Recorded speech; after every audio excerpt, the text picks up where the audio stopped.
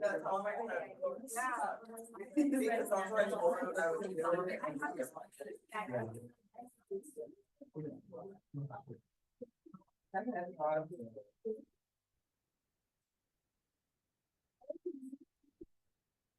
Everyone enjoying our weather. I love this weather. kind of, but it's not the best weather for club run. Oh, that is. It's just that's like cute. classic. It makes it. Yeah, that's a little sad. I didn't think about that. Oh, yeah. They canceled it the other week. It was gonna rain. Yeah. I know, not raining. Oh, that's too bad. I didn't think about that. Oh, and it's not good to drive in, right? Well, I hope everyone is doing well. I wrote on the board, we don't have school Monday, so I don't see you Monday, which is why we have the sad face, right? But then happy, you can sleep in and have the day off. So mixed feelings for Monday, but as a reminder, Monday is a holiday. So I just wanted to make sure I remind you, in case you forgot. And then I was kind of class before this, I sent out an announcement, and this is totally optional if you're interested, and if you're not, you can ignore it. But as I mentioned in the beginning, so we kind of got interrupted at the time, I wrote a book on self-care, and a lot of the pictures that I have are like Shutterstock images, and the other half of them are pictures from students that have given me pictures over time. If you're interested in having a picture in my book that will be published this summer, you can submit like a photograph that you take from your phone or whatever of one of the self-care activities that was on that list in the announcement, along with like 2 sentences describing what you do.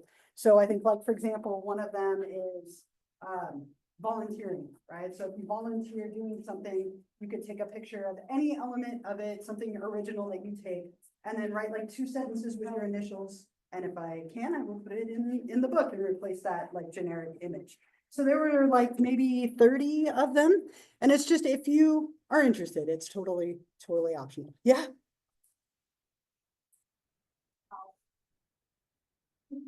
Probably like how we got. Oh yeah. Either just whatever keeps the image at like the best quality. Because sometimes when we put it in the body, the image is really lousy.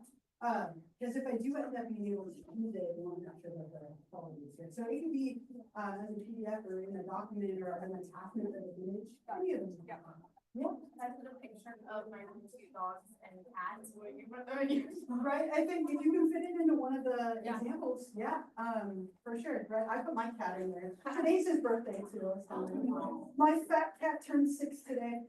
So I bought him extra food. It felt fitting, right? I was like, I'll buy you a big meal for today, right? 6 years old. I was like, stop aging. I will be wrecked when that cat is like too old. So That's your blood like this. I love that cat. I love my cat so much. Yeah, we connect on food. We just sit there and enjoy food together. He likes meatballs. It's like his favorite food, meatballs. I don't know. And my cat Binks likes croissants. So random. I don't know. Random thoughts. Spaghetti, lasagna. Something. Yeah. Any other questions at all about that? Again, there's like a list of like 30 things, and it's just for totally optional if you want to.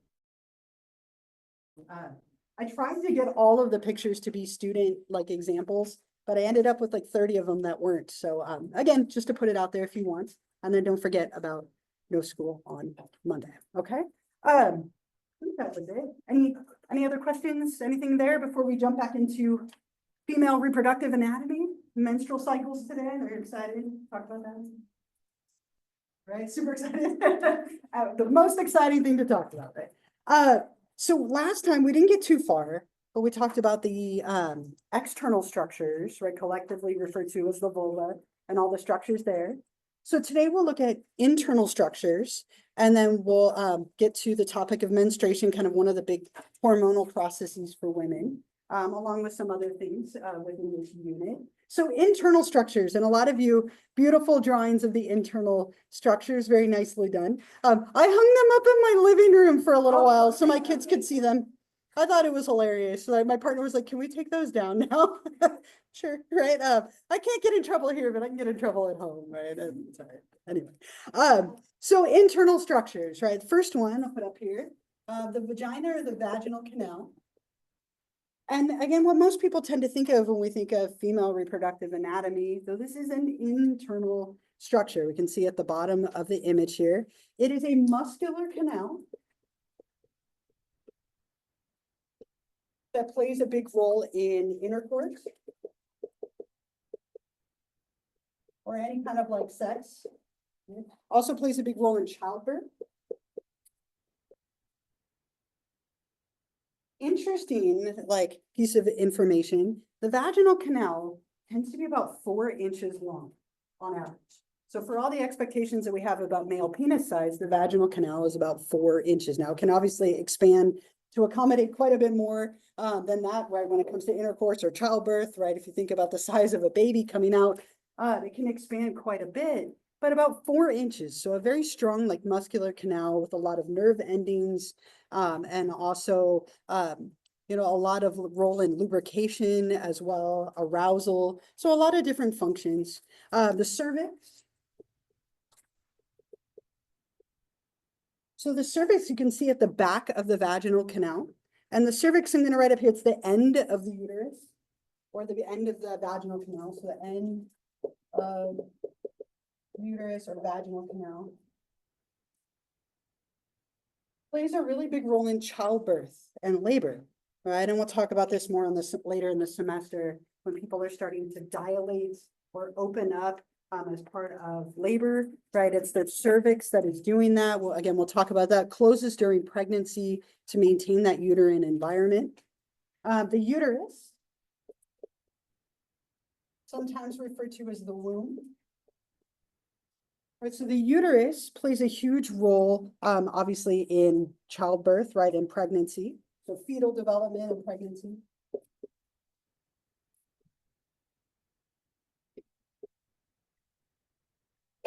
Also plays a role in orgasm.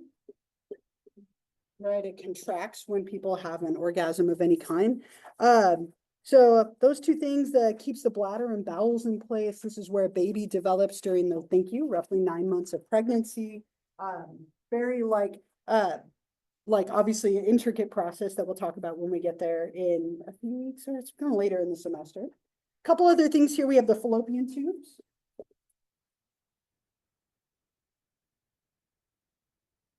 So the fallopian tubes carry the eggs from the ovaries all the way down. So when we ovulate, which we'll talk more about in a little bit here, an egg is released from each ovary, travels down the fallopian tube toward the uterus. That's actually where fertilization takes place, in the fallopian tubes, the vast majority of the time. So you want to write that here. It's where fertilization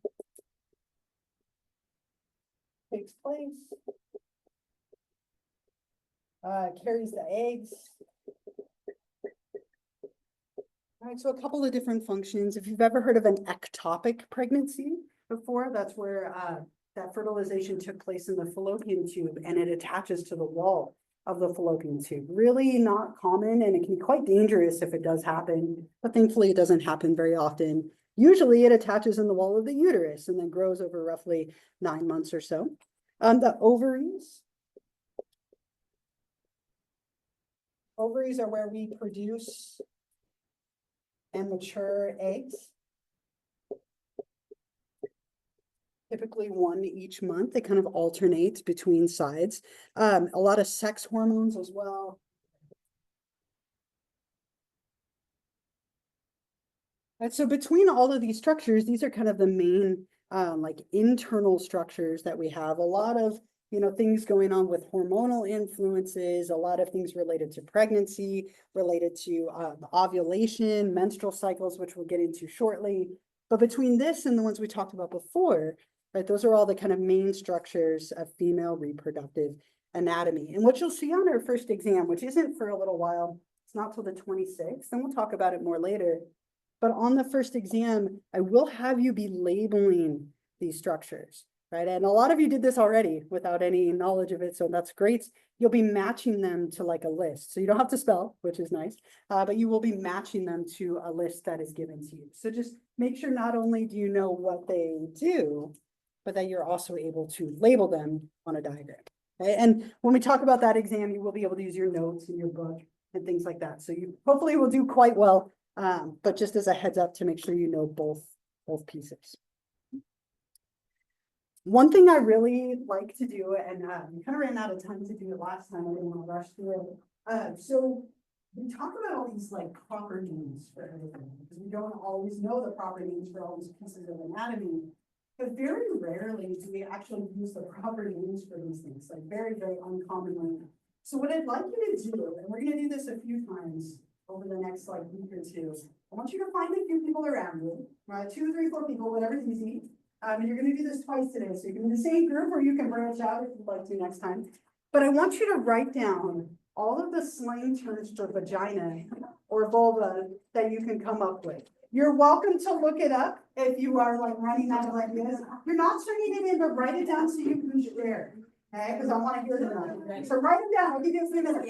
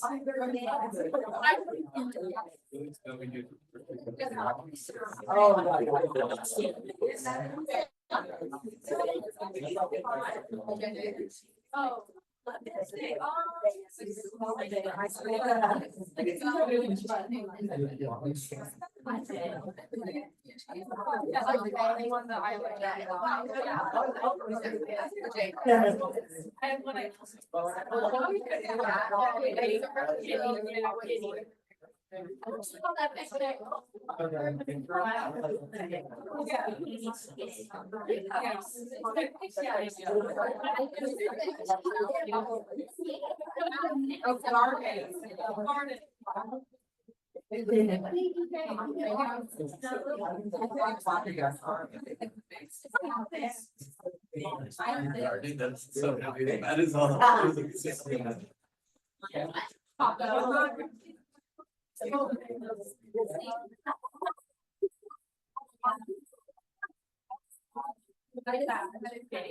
Oh, yeah.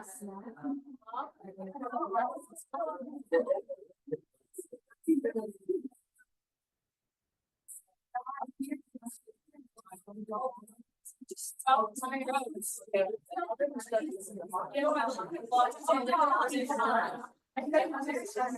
know, I feel like in my brain.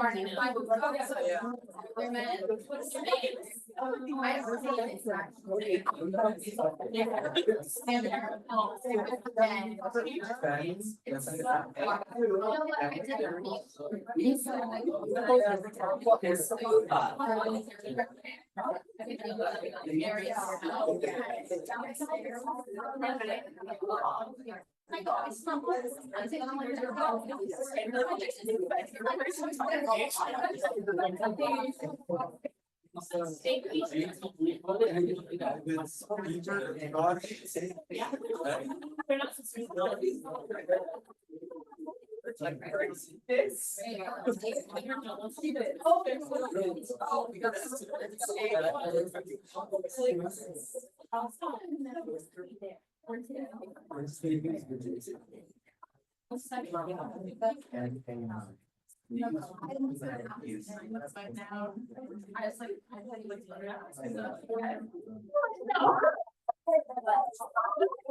now, I just like,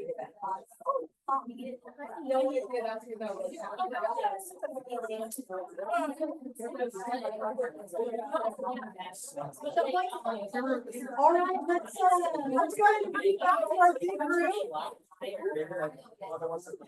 You're going to do this one more time today, so you can start thinking in the back of your mind about the slang terms. Just slang terms for menstruation later. And when we get to male anatomy, we will be doing slang for penis, so you can also start thinking about that. You know, things to bring up over the next few days in your life. So we have a ton. Ready? We have a ton of slang. We have slang for everything, right? And it's funny that people are sometimes more comfortable using these pretty awful slang terms than the actual ones to refer to these parts of our anatomy. Anyone want to read their list? It's from your. Okay, we go here, and we won't worry about overlap. You can read it anyway. So let's make sure we keep it down so that we can hear it. Okay, let's hear it. Let me go down. Okay. Pussy, cunt, Let me go pussy, down. Let me go kid, kitty cat, meow, box, garden, carpet, badge, Gucci or Gucci, birthday cake, crevice, point slot, baby maker, hooter, lady biz, hoo-ha, who named me, the JJ, who's down there, privates, twat, and snatch. That was an impressive list, right? Why do we go on a birthday cake like that, right? Come on, right? Yeah, that's true, right? Okay, who wants to go next? And don't worry if there's overlap, you can, that's okay, you can just read it anyway, don't feel like you have to try. Okay, okay. We had, we'll pass it back for it. We had pussy, muffin, the JJ, Gucci, BJ, hooter, cunt, punani, box, taco, roast beef sandwich, kitty, hoo-ha, miss girl, she, her, like, when you refer to like, oh, she's tight, like, yeah. She, her. Yeah, she has pronouns. And she should, right?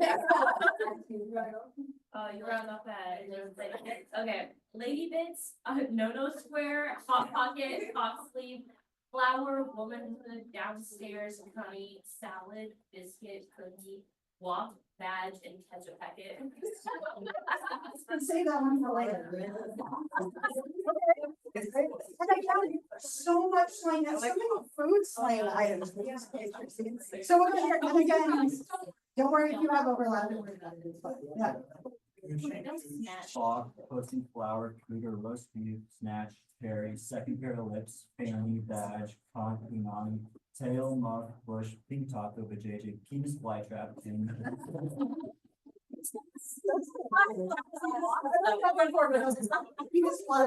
Yeah, with mine. I'll tell you a funny story. Yes.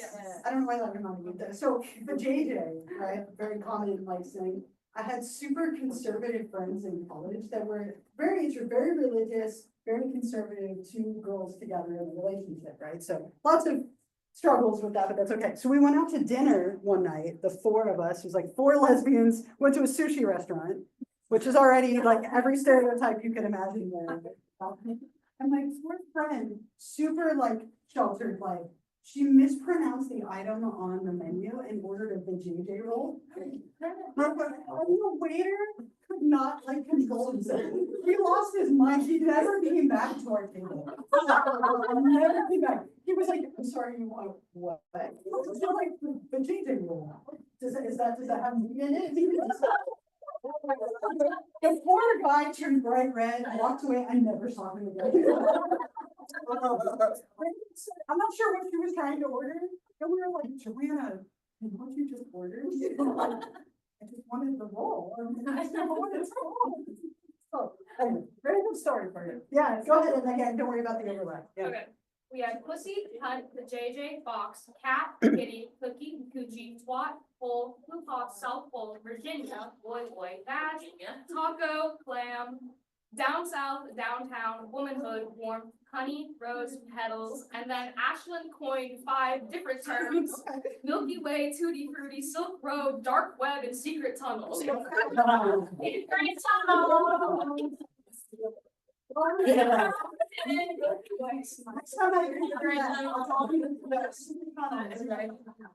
My kids call it random story. Another random story. I don't think it's a random story.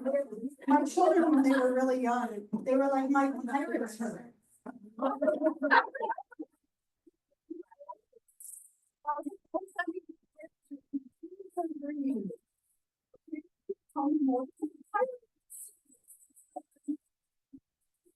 They did privates, but we said pirates. We didn't call from the nurse. Oh, your daughter's at the office saying that her pirates. And I was like, I'm sorry, she means her private, but then the nurse just, every time I see the nurse, she just laughs at me. Years later, she just looks at me and laughs, and I'm like, yeah, pirate. So it's not your spot, if you're not your spot. But so much slang. Again, we have slang for everything. I think a lot of that really reflects just the discomfort that people have in using the proper terms or the lack of knowledge, right? So even if you don't ever use these terms again, it's important to know them when you go to the doctor, when something like your pirates hurt, right? Like when something is causing you problems. Ready? it's important to know the proper names for them, right? So again, we'll get to more slang for menstruation in a minute if you want to be thinking about it in the back of your mind. But that's our next topic here. And I wrote this up here for reference and something you'll definitely want to copy down. Menstruation, a process that most women will go through for many years of their life, right? It's a very typically starting around like 11 and ending, you know, somewhere between like 45 to 50 on average, right? So you're talking about a lot of years for most women to be going through this process every roughly month or so. The term menstruation comes from menses and mene. So menses and mene. So it comes from this idea of like the lunar cycle, right? That's where the term comes from. So mene means moon, right? And menses is month. Right, so we're talking about like the lunar cycle, which is roughly like 29 and a half days. Okay, so that's where the term comes from, as a side note. Yeah. Werewolves, every month you will become a werewolf and your pirates will hurt, right? Yeah, so roughly 29 and a half days. Typically a menstrual cycle on average is about 28 days. Now, there's an incredible amount of variety in this. Some people are very regular and could literally count and predict things down to the day. Other people can be wildly irregular, and this can be a very long process and not follow 28 days at all. So just know that there's an incredible amount of variety with that. During this process, we have a lot of different hormonal influences happening, a lot of things happening within the body. Again, and I think I mentioned this before, a woman's body is designed to have children, right? This whole process that you go through from when you're young all the way through like menopause, from your first cycle, which is menarche, to your last cycle, which is menopause, you are preparing every month for pregnancy, even if you have no intention of it, right? Your body is going through this process every month in preparation. So we go through a bunch of different stages, right? And the whole essence of this is every month you're building up a lining in the uterus, and that lining then becomes discharged through like a period or a cycle, right? And when you don't have any kind of pregnancy occur. And that's what's happening every single month over and over again on repeat for all of those years. Yeah. What is menarche? This is your first cycle. So your very first like period or menstruation, and then menopause would be the end of it, right? So beginning and end. Right? And again, the average age is somewhere around 11, though it can be very much earlier or later, depending on the person, depending on their size, their genetics, their hormonal influences. My oldest, her first cycle was at 9.5. I was not ready for that. 9.5, that is so young. And like my other two are turning 11 in May, and we haven't hit that yet. My Right. daughter was the week of her birthday. 9th birthday. 9 is so young. And my daughter was like the first one in her class. And so at 9, yeah, I can imagine. Yeah.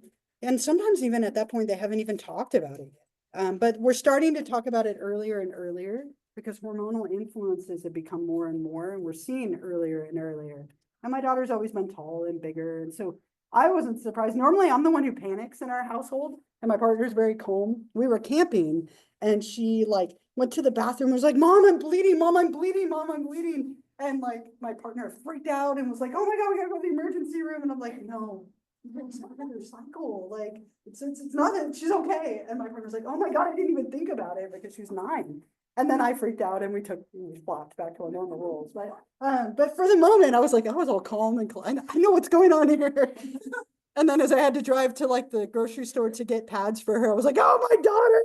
And I'm freaking out in my head. I'm like, yeah. What's the scientific like speculation about why women are periods earlier? Earlier, a lot of the additives in foods, right? So we're seeing hormonal like additives in foods, which are causing people to have cycles earlier and earlier. Obesity plays a role in it, weight. And so we're seeing a lot of people developing earlier and earlier.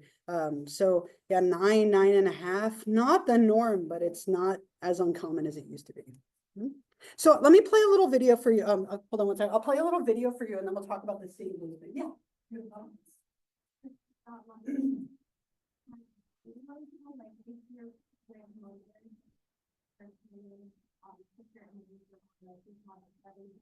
Not necessarily. You know, it doesn't always tend to be, sometimes there's a correlation there, but not necessarily. And again, with each generation, it seems like it's happening earlier and earlier. But no, not necessarily, but you might be more prone to things like PMS or PMDD, like a biological parents or biological mother. Any other questions for now? Yeah. Just like kind of answer your question. I mean, I didn't get mine until I was like 12, Yeah. but my daughter's grandmother But let's go through some of the things that are happening here, right? And write them out. And I gave you this little timeline of, again, I'm going to assume a 28-day cycle, but just know that that's not the case for everyone, right? As we said, a lot of variability here. But we go through 4 phases as part of this menstrual cycle. 4 phases, lots of different things happening. And so the first phase is the menstrual phase. And that's what's happening right here at the beginning. So this is the menstrual phase. And in the menstrual phase, this is when somebody is actively bleeding, right? They are releasing that lining and having their menstrual cycle. So this is when they're having their cycle, if you will. They're actively bleeding. It's that endometrium or the lining of the uterus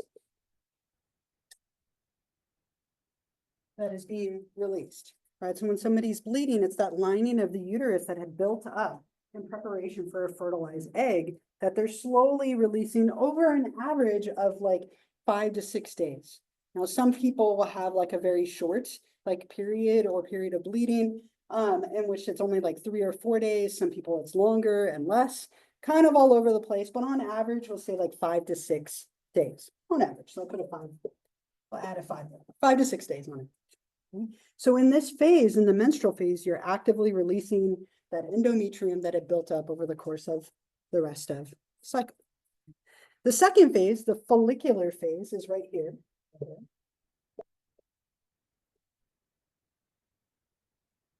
And in the follicular phase, we are developing a follicle, which will become an egg later on. So in this phase, we can put here the egg is starting to mature.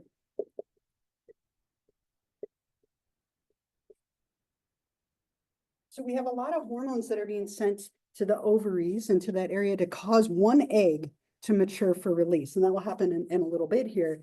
But that follicle is the name for like an immature egg.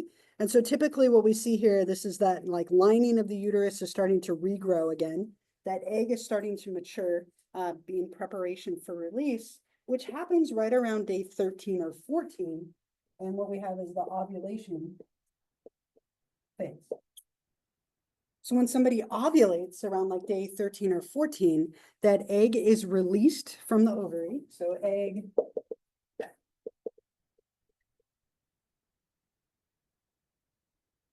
So the egg is released from the ovary and will start traveling down the fallopian tubes toward the uterus, waiting for sperm to fertilize it and pregnancy to occur, and so on. So this is usually right around like day 13 or 14. And there's an interesting thing that happens like right before ovulation. Right before somebody ovulates, days 13 or 14, there's a surge of a hormone called LH, right, or luteinizing hormone. If you go back to chapter 4, it was in there. Luteinizing hormone, there's this massive surge of it, and that is what causes that egg to be released from the ovary. Now, you can test for this. So if you've ever heard somebody say like, oh yeah, we're tracking ovulation, or we're waiting till we ovulate to try and like have sex to get pregnant or avoid getting pregnant. When you are testing for this, you do it very similarly to a pregnancy test. You take a little stick and you urinate on it, usually early in the morning, and it detects whether or not you have that surge of LH, which happens right before you ovulate. So you can use that to help you get pregnant or avoid getting pregnant. You can use your menstrual cycle as kind of a form of natural birth control to either whatever goal you have in mind, getting pregnant or avoiding it. So what happens is like right here, day 16 or 17, this is what we call the fertile window.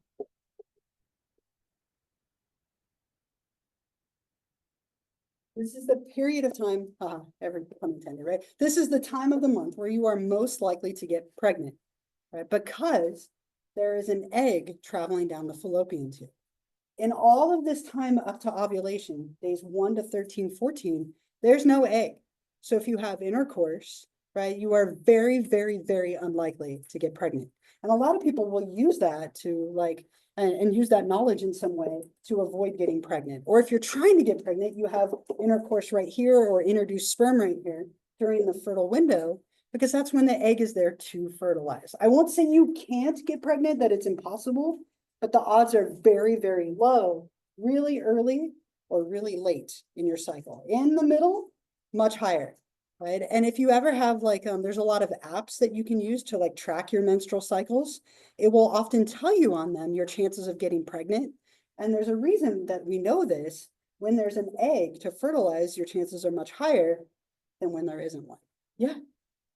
Yeah, I was wondering what causes someone to, I guess, get pregnant like outside of ovulation, like, does that mean Yeah. that something's still like, I don't, like, I've heard that, like, I got pregnant last time my period, like, I don't know, I've been tracking my cycles for years, like, I just wasn't sure like how that Sure. So a couple of different things can happen, right? When people have really irregular menstrual cycles, then their odds of that are much higher because it's not as predictable, right? So when people have things like PCOS, which we'll talk about later, it might be that they release more than one egg a month, which isn't common, but it can happen. It might be that the egg takes longer to travel through the fallopian tube because of scarring, or like that's usually the most common issue, like things kind of get in the way of its journey being smooth. So it could be that there was an egg there or multiple eggs. That's usually the reason that that would happen, or really irregular cycles and they're a little bit off on their timing. It can happen. It's just really unlikely if there's nothing there to fertilize, but it's not impossible. I won't say it's impossible. Same at the very end, that egg is gone, right? It's already too far out of the fallopian tube. So at the end of your cycle, just before you start menstruating, you're also very low. So the last stage over here, the luteal phase, is what's happening in here. The luteal phase. And in this, we develop this body that you saw in the clip called a corpus luteum. It's this little body that develops near the ovaries, right? And what it does is it releases quite a bit of hormones, causing, right, that lining to continue to build. If no fertilization takes place, the corpus luteum breaks down, and then we have a menstrual cycle. We go right back to here, right? So in this, that lining is still building, lining is building, it's preparing and waiting for that fertilized egg. If nothing happens, then we go here, we have a menstrual cycle, and we start over and over and over and over again for obviously quite a few years. So a lot of different hormones being released, a lot of processes occurring, right? And oftentimes people will track their cycles so that they can kind of see what's going on and when, especially if they're trying to get pregnant or avoid getting pregnant. You can definitely use this as like a form of birth control, like a natural birth control. Other like questions or anything about this for the moment? Any other questions, thoughts, anything at all? Slang for menstruation? Go ahead and back with your group. Same group, different group, it's up to you, right? Write down all the terms you can think of for like slang for menstruation, like period would be one. As many as you can come up with. Start with. That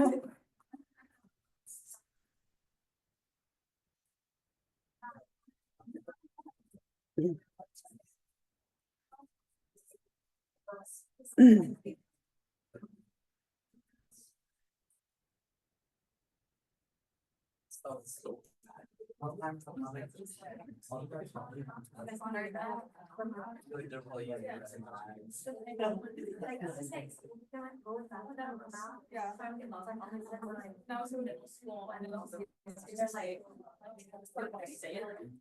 But yeah. That was like the wrong thing, yeah. Like red cooling, I'm like, oh, this is your time.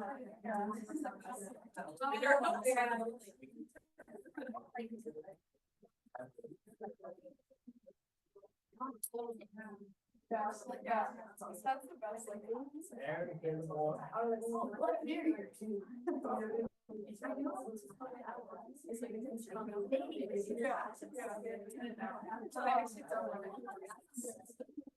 like. It's like.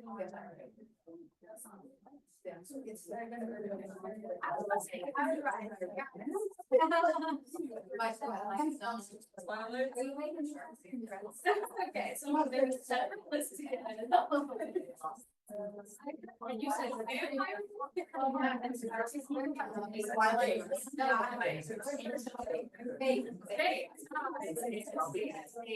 Highlights.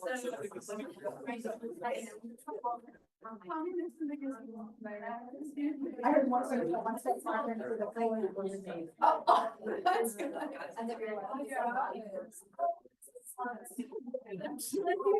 That's me.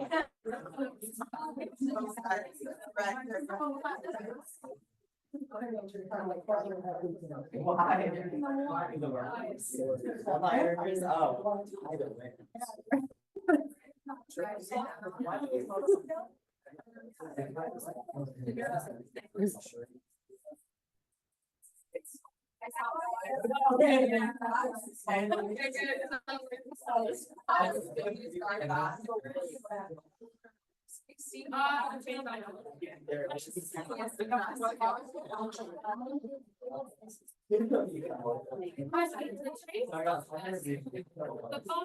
I'm gonna put that in. No, I.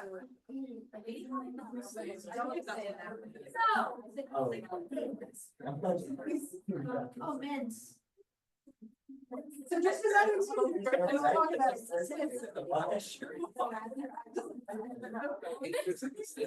I'd love to say, I still think I just.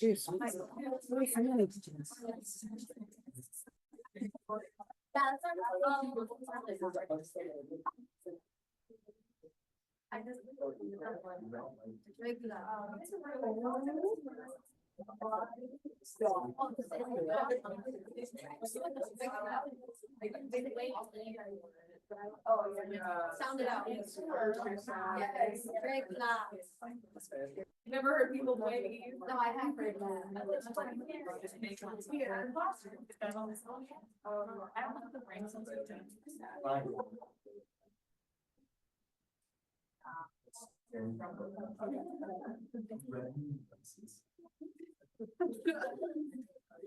I've actually.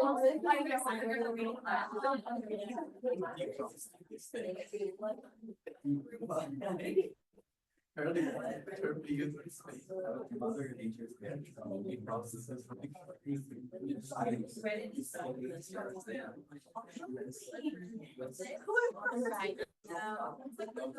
I would just say. Eve's curse.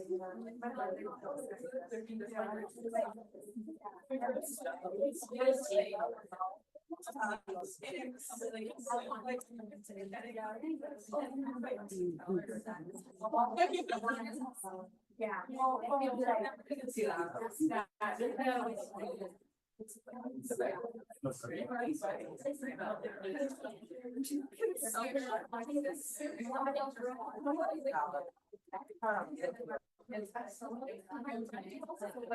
like 30 more seconds.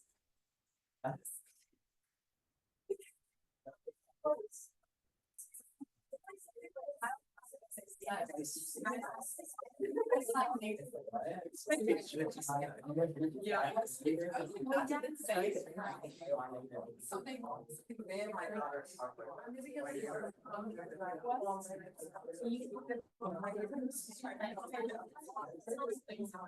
Oh, I heard it. Yeah.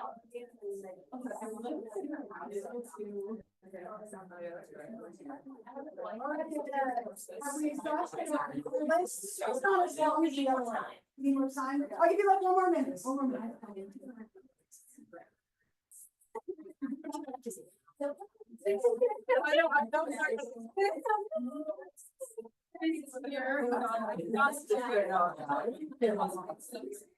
Yeah, I know. I was saying, just puts it in all house, yeah. So it's like, those are my favorite. My friend.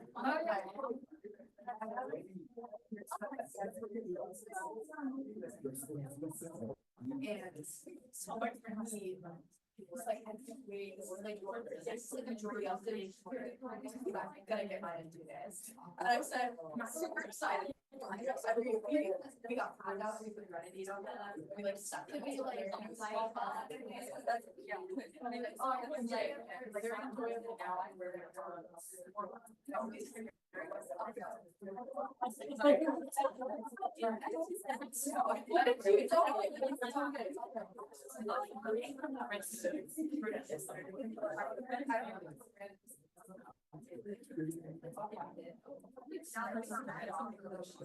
Oh, yeah. It makes,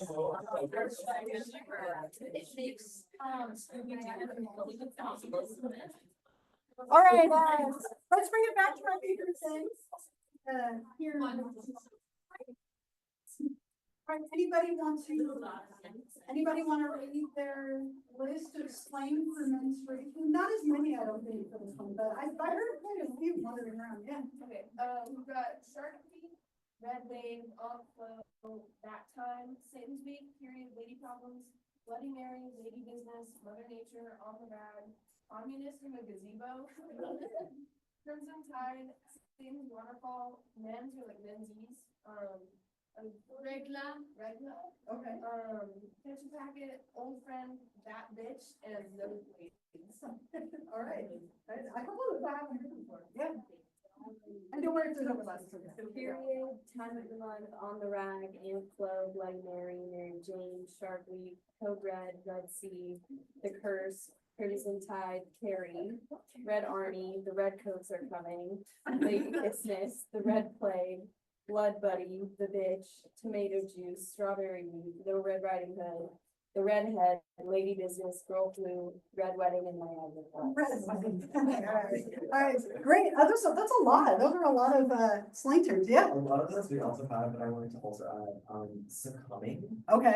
necrosis, and or I am necrotizing. Okay. It sounds so evil. That does sound really evil. It's like some serious vampire guys going on, right? Anybody else? Anything that you're like, I had to include this and wasn't in there? So we had all of them, but like 2 I haven't heard was undressed. I like that. Okay. Interesting, right? There's so many. Anything else? We also said like she hearing it, like, oh, she's coming. Abstinence week, nature's abortion, Eve's curse, the rapture, chainsaw massacre, Twilight Zone, and whimsical red fairy, and period fairy. Okay, all right. The fairy, I like that, period fairy. Okay, so again, lots and lots of slang. This tends to be one that a lot of people don't like to talk about, right? It makes a lot of people uncomfortable, but it is a huge process that women are going through just constantly, right? This is all happening all month long, over and over again for many, many years.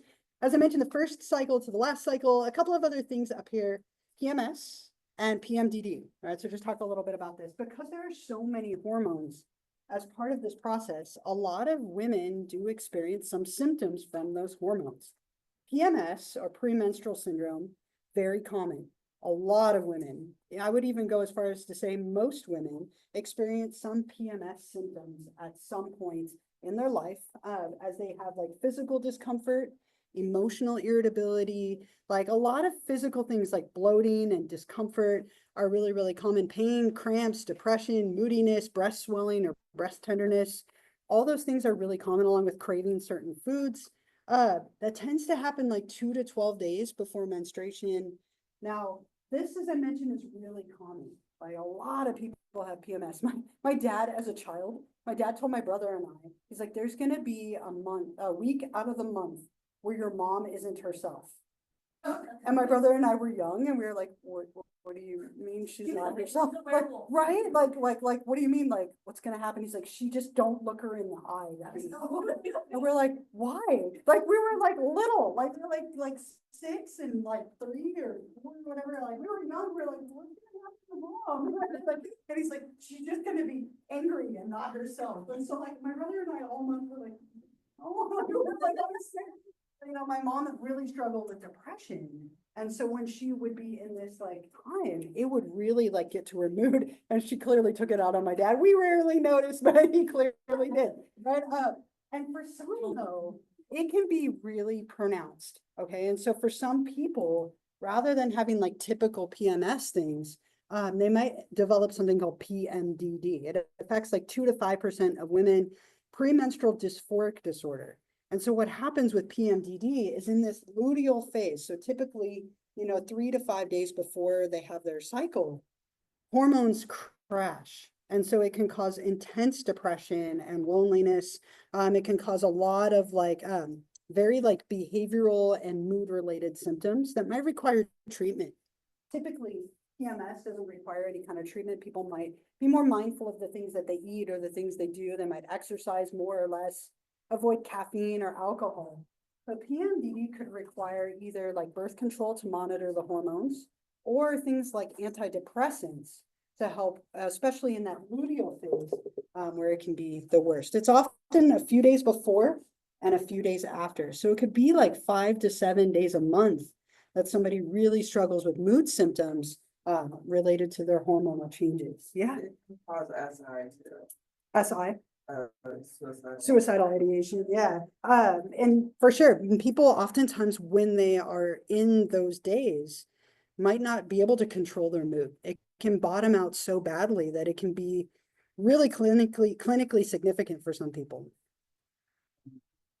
Because like, okay, like I do without sometimes. Sure. And, it helps to use the apps. Mhm. But then when I start feeling that way, I'm like, Yeah, when am I getting my period? yeah. So Yeah. I know like what are the, what's causing it other than, yes, I can Yeah. have a little grace on myself. Yeah, and I think sometimes for people who struggle with this, if you start to recognize the pattern, it almost normalizes it. Like, I won't say that it makes the mood better, but it's like, okay, this is why I feel this way. And that's generally with like mental health, like maybe it doesn't take it away, but it Right. does like, oh, okay, at least it's explaining. Yeah, And so a lot of the apps that monitor menstrual cycles, you can add mood symptoms and things in there as well. And so if you track it, what you typically would see is that it's a few days before and sometimes a few days after. And so sometimes that helps with like, okay, I can expect this is coming. Clearly, I'm like really close to this. And then often when people are on their actual like days where they're menstruating, it isn't as much there, but it can come up again, like right in here and right before. I find that like, oh, I finally got my period. Like I get excited when I have that kind of, Sure. which is kind of odd to be excited to get your period, but it's like, It depends. you kind of know that the relief is coming. Yeah. Yeah, it could be relief from mood. It could be a sign that like a lot of people view getting their period as like, oh, I'm not pregnant. Everything's normal. Yeah, Everything's that's status quo. My body is functioning properly. Because sometimes when we're under extreme stress, our weight and our stress, our hormones, all those things can influence the regularity of it. And so sometimes getting your period could be a like, oh, thank goodness, right? It's a like relief in a way. Yeah. For me, I get a progesterone shot Yeah. every 3 months for my birth control. Yeah. I don't get my period anymore, because of the progesterone. But I know that for 2 weeks before I'm due to get my next shot, I am like incredibly depressed. Yeah. Like, I'm just not myself. Mhm. And so I have to check my calendar, when am I getting my shot next? Yeah. To make sure that like, this is my normal. Sure. Yeah, and like oftentimes you can identify those patterns. So you can get progesterone shots. Yaz is a really commonly used birth control for PMDD. So are things like Zoloft and a few other SSRIs. There's a lot of like treatments and also dietary stuff, like taking zinc and a couple of other supplements and diet can really minimize it as well if people want to make an impact without medication. There's a lot of options for it, but it's something we don't talk about as much. It can be really significant for some people, and it doesn't have to be every month, but often there is a pattern. Yeah. I'll have the iron implant Mhm. put on, and so it's hormonal. Yeah. So when I first got it, it was, I mean, I already deal with mental health issues. When I got it, it like amplified everything. Sure. And so, but now, like, Normally, on average, most periods are like a month long, and so it's kind of like the emotions are always going up and down. And the best way I can describe it is like when you turn away from the ocean and then away, it smacks down, you know, like it's crazy, but I have the MDD, and so it took a while to like actually figure out, and get to know myself and how to handle it. Yeah, right, and I think really recognizing those patterns, again, it doesn't make it better, but understanding it, there is an element of hope to that. And there are a lot of things you can do, and if the ones you're doing aren't working, there are others, right? And it can take time. I mean, I teach abnormal psych before this, I mean, to find the right antidepressant takes time, to find the right hormonal, like, you know, treatment takes time, but when you find the right one, it can be changing for you. Yeah. It's like, Or an accident, sure, or depression, it could be missed entirely, right? So somebody might struggle with mood, not put the pattern together and go into someone and they'd be like, oh, you have depression, or you have bipolar disorder, like, you know, some kind of mood disorder. And so it could easily be missed or misdiagnosed, right, for sure. Yeah, and then finding the right diagnosis and helping to treat it better. For me, I used to be like that, like a couple of months before, I would be like so depressed and Yeah. suicidal constantly. Mhm. And then like on my actual period, like I was like practically manic. Like it was Yeah. so weird, just an insane switch up. But like we were saying all the supplements, I didn't realize it until recently. Like it's got a lot better, and I think it's because I started taking the zinc and other supplements more consistently. And like now that you mentioned, I was like, wait, that kind of makes sense. Isn't that wild how just Yeah. something like that, you know, some of those little things can make a change, right? And they suggest a lot of the same stuff for PMS, but, you know, PMDD is so much more severe. Oftentimes people have to do something, because it can be dangerous, right, for your mental health, yeah. I'm talking like, I'm actually diagnosed with bipolar disorder, Mm. and for the entire year, I'm from a patient point of view,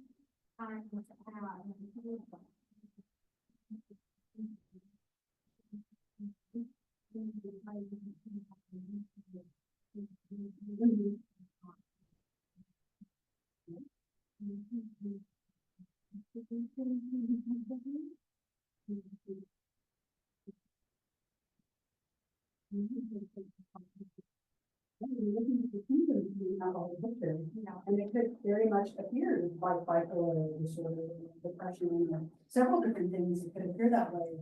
But then when you get to the root of it, like, I mean, they both have their own levels of stigma. A lot of people are just like, it's just PMS, get over it. And that's not always the case for some, for some it can be very profoundly challenging to, you know, it was a, and here's my. Yeah, I don't know. yeah, yeah. Because they're like, you know, like everything's like, hey, how you doing? What's going on? Yeah. And I try, I can't talk about that. I try to. Yeah, it's challenging though, right? If you have depression or bipolar disorder, one of those things, sometimes this can only make it harder.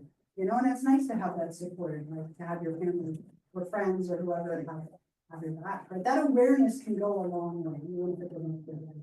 Is there anybody else, any other thoughts or comments? A lot of interplays between like mood and hormones. I mean, your hormones can drastically affect your mood, right? And your mood can drastically affect your hormones. And so it can be one of those, like, which one is the culprit? It can take a little bit of time to figure that out sometimes. Yeah.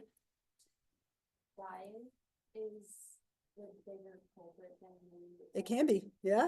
Because I have PCOS, so my hormones are all over the place. Yeah. Sometimes I don't get my period for 8 months. It's like such a bet that I have to take with my period.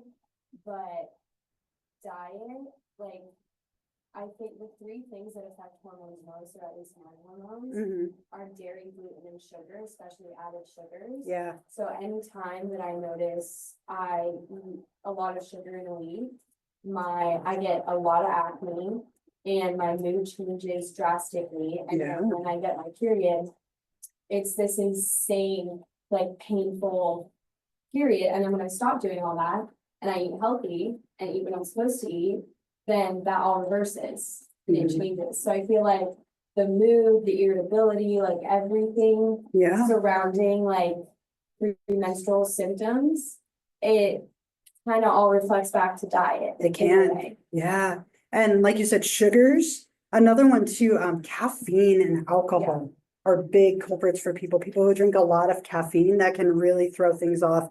But diet, and it can be different things for different people. Stress is another one.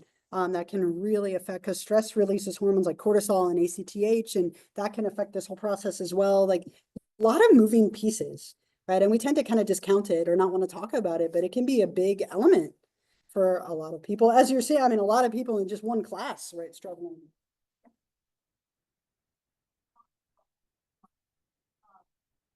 Luckily, I've already been like pretty good with my, like, I haven't had a lot of sensitivity, but I've noticed like if I am maybe drinking a lot of caffeine or like ambient stress, around ovulation, that will in turn delay ovulation and have a later period. Like, I've just noticed it's kind of, like you were saying, our bodies are built to be producing, so it's kind of the body's way of protecting, like, you're not in a safe space right now, like, we're not gonna have you ovulate, and, yeah. I think it's really. Yeah, so like dynamic and responding and sometimes not responding in the ways we want them to, right? Like, why couldn't it be that eating chocolate cake made it good, not bad? That's just my, I feel like cake should be a protective factor for everything. In my opinion. Anything else here before I keep going? Anything else? A few more minutes. I had somebody share this with me a couple of years ago. It's a few years back at this point. But obviously getting your, right, it's really cute, but obviously getting your first menstrual cycle is a big rite of passage for people. And somebody sent this to me, it's kind of a funny like video to just something light related to this topic that isn't always the easiest topic to talk about for some.